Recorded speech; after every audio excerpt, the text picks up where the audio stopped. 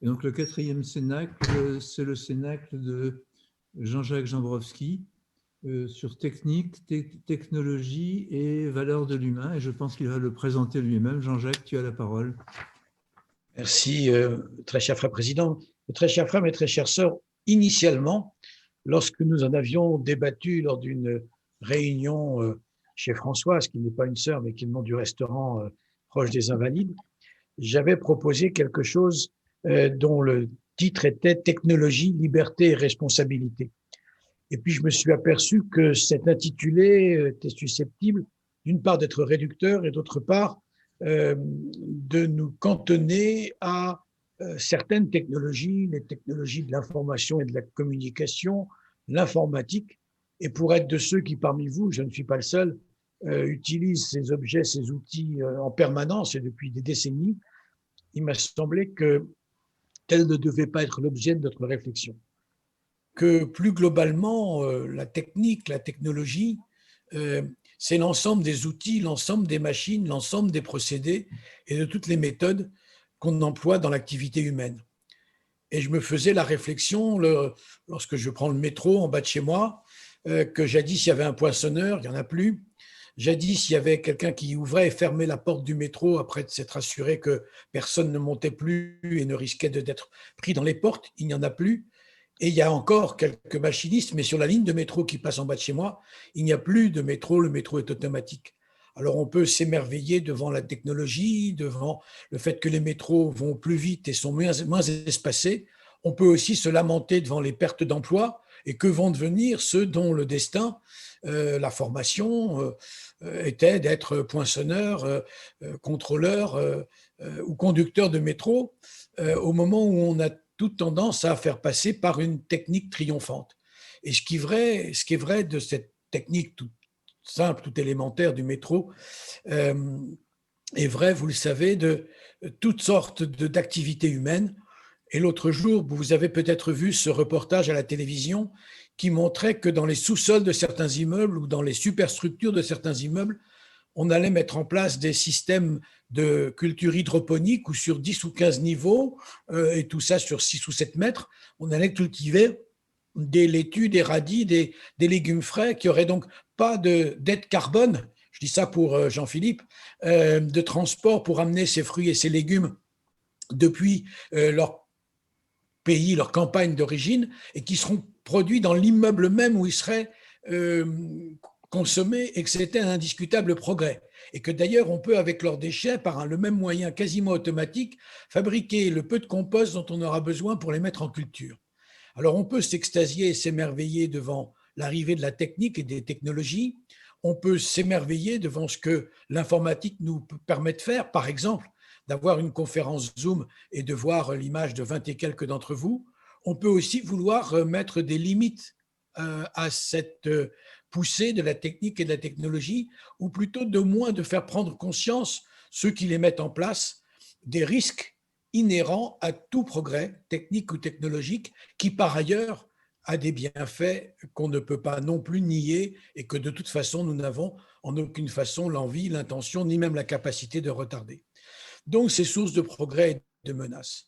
Et il nous semble que tout cela, alors ça va des manipulations génétiques à la procréation médicalement assistée dans le domaine que Alain Noël Dubar et moi connaissons, parce que c'est notre métier, à d'autres domaines de l'activité humaine, quels qu'ils soient, l'art, la culture, l'éducation, dans lequel la non-humanisation, la déshumanisation au profit de la technique, des technologies, risque finalement à la fois d'être source d'enrichissement, quand on va voir que des élèves de classe de collège pourront dialoguer avec notre astronaute de la station spatiale internationale, c'est fabuleux pour eux, pour lui et pour nous tous qui en serons les témoins.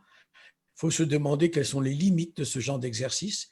Et il nous semble que nous tous, qui nous prévalons d'être humanistes, de vouloir défendre les valeurs de l'humain, de la femme et de l'homme dans la société, eh bien, nous devons prendre garde à ce que nous ne soyons pas débordés par les dérives et que l'humain, l'esprit, l'éthique, la morale, les valeurs de la créativité, du travail qui certes asservit, mais ennoblit, certains degrés de nos rites respectifs mettent l'accent sur le travail comme valeur d'ennoblissement, d'autres sur le travail comme source d'asservissement.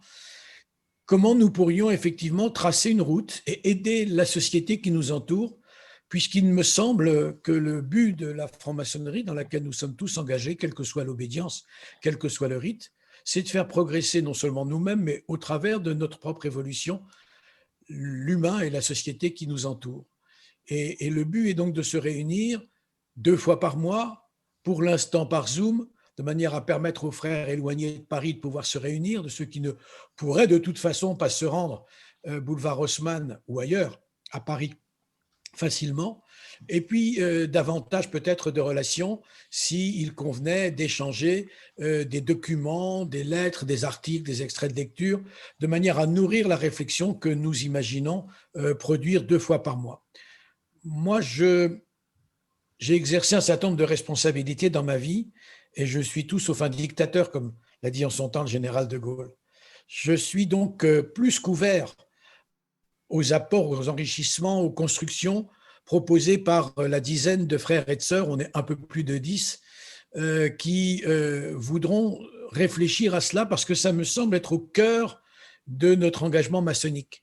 Comment travailler à une société à la fois plus éclairée, plus hospitalière à l'homme, plus ouverte, plus respectueuse des priorités, vivre sain, ne pas être pollué.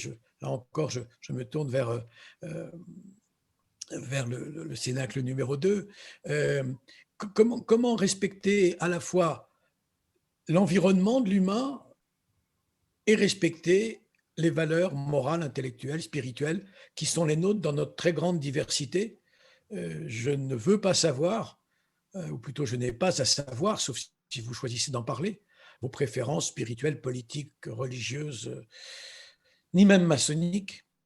Seul compte votre engagement à faire de nous des citoyens plus éclairés de la société dans laquelle nous vivons, puisque cette phrase-là, elle est extraite du rituel d'initiation ou à peu de choses près de toutes nos obédiences. Donc voilà l'idée, voilà pourquoi j'ai proposé de rebaptiser le Cénacle technique, technologie et valeurs de l'humain. Il ne s'agit pas uniquement de liberté et de responsabilité, c'est bien au-delà.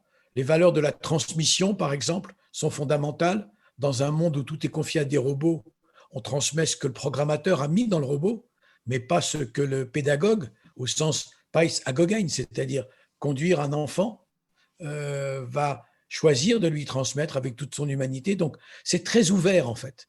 Ce sera autant ouvert que ce que les membres du Cénacle voudront aborder, voudront proposer.